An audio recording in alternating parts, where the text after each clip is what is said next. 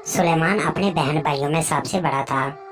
उसका एक भाई था जिसका नाम सगीर था, एक बहन रामीन और उससे छोटी बहन का नाम अंबर था। सुलेमान के अबू मुल्क से बाहर जॉब करते थे। सुलेमान प्रॉपर्टी का काम करता था। बाकी बहन भाई अब स्टडी करते थे।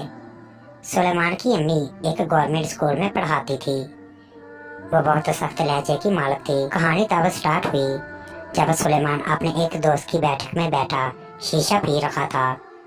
उसकी नजर सामने खिड़की पर पड़ी जहां से उसकी बहन कॉल से वापस गुजर रही थी, और दूसरी में किराने की दुकान वाला एक नौजवान और खूबसूरत लड़का उसकी बहन को इशारा करके कुछ कह रहा था। और जवाब में रामीन ने भी खास से हल्का सा इशारा दिया और आगे चली गई। सुलेमान कुछ समझ न आया और वो दिल में कुछ सोचकर बैठा, एंजॉय करने लगा और थोड़ी देर में घर चला गया।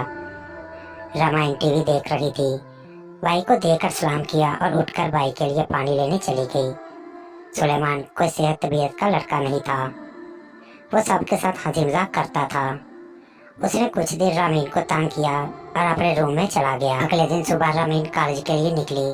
वैन पर जाती थी जो मोहल्ले के एक चौक में खड़ी होकर सब लड़कियों का वेट करती थी, और ये किराने की दुकान उसी रास्ते में आती थी।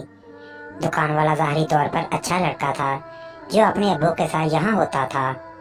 रामीन जैसे ही घर से निकली तो पीछे सुलेमान भी निकल पड़ा, जिस बात का रामीन को अंदाजा नहीं था।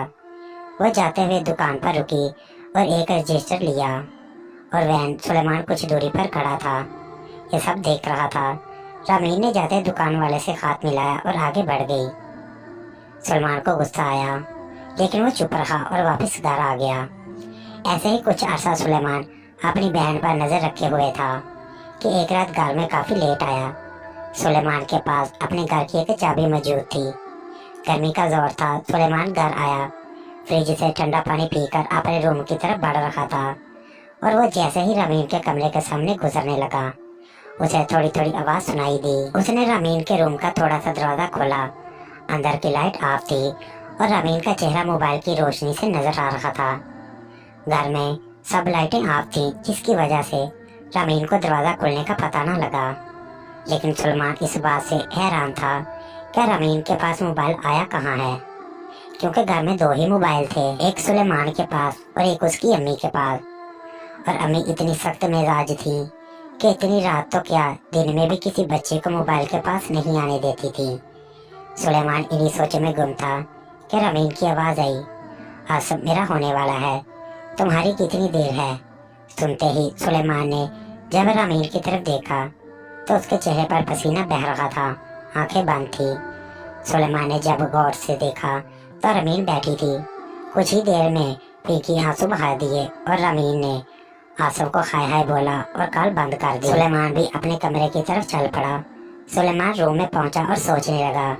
क्या सोच रहा था कि सुबह उठकर अम्मी को बताएगा, लेकिन अम्मी का गुस्सा जहन में आते ही उसने उससे कहा, अम्मी ने तो उससे जान से मार देना है।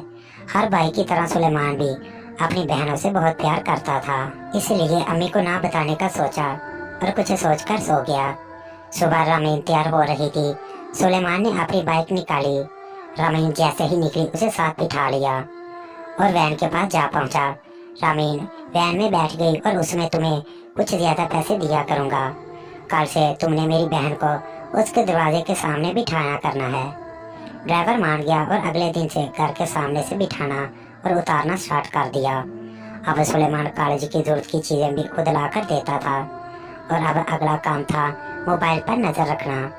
अब सुलेमान जब भी फ्री होता तो घर में ही रहता और बहनों को अकेला न छोड़ता, लेकिन रात को तो उन दोनों को अपने रूम में ही सोना होता था।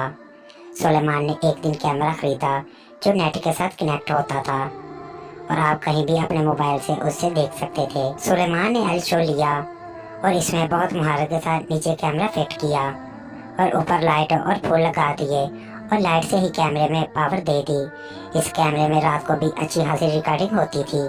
हर तरह से ये सेट था।